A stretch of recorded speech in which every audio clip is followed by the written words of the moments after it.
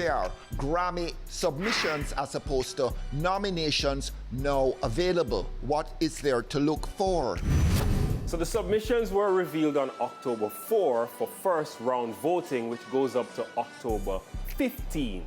And this year, 75 projects were submitted for Best Reggae Album category, up from 67 last year. Now, everybody always saying that a Marley project always wins once Bob Marley submits an album. This year, Bob Marley himself doesn't have an album. However, the Bob Marley One Love music inspired by film, which is a soundtrack kind of album filled with covers by Shenseea, Casey Musgraves, Wizkid, Leon Bridges, etc., is up for a nomination. A lot of people are saying that might be the hot contender. However, there are other albums like Spice's Mirror 25, Massacre's Generation of Kings, released by Def Jam Records, Shenseea's Never Gets Late Here, released by Interscope Rich Immigrants. And others are there too, by UB40, UB45, that's a big reggae group. They have a big support worldwide.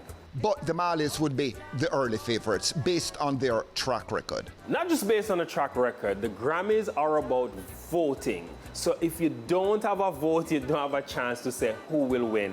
And the machine, the music machine in relation to reggae music, they know Marley. When you look on a paper and you see Bob Marley over any other art, it's about familiarity. It's about familiarity. But guess who else is in there? Lee Scratch Perry.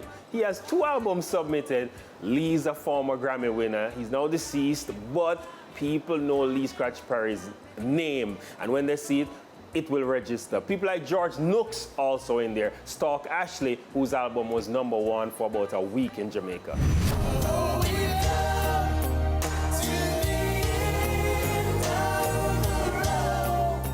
Boys to Men coming to Jamaica pretty soon. So many hits. Remind us which ones are the big ones. Now that we've come to the end of the road, is their top streaming song on Spotify with over 300 million streams. I'll Make Love to You is their second highest streaming song, over 280 million streams. And One Sweet Day, 200 million streams. They will be here October 26th at the UB Bowl. Tess and Chin also on that show. Leela Ike also on that show.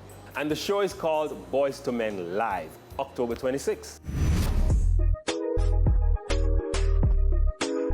And the top 10 songs on YouTube in Jamaica this week are... At number 10, Like This by Squash. Number 9, Higher Life by Cranium featuring Chronic Law. One back a chanting, firm and planted. Shoeboat by Squash at number 8. Balandor by Jamal at number 7. Dating Season by Shenseea, the only woman on the chart, at number 6. Number 5, Bobcat by AI Million, that re-entered the chart this week. GTS by Skipper, new track on the chart at number 4. The Comet by Vibes Cartel, slipping to number 3. Ication by Craft God at number 2. And Ray Rico by Area Code is the new #1 this week. So number 1 for the second non-consecutive week.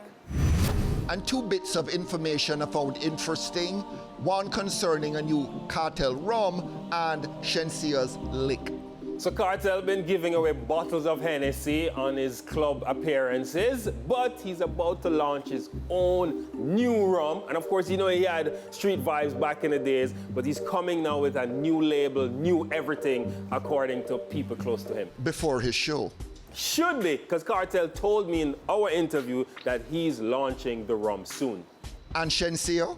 So there's news on Shenseea's lick. Denise Belfon, who did the song Work, which Shenseea sampled, she's now saying that it wasn't her who sued Shenseea for sampling her song, but it was the producer. She says she loves Shenseea like cooked food, and she would have never gone public with the situation. However, Shenseea since settled the lawsuit along with her label, and Lick was featuring Megan Thee Stallion from her debut album, Alpha.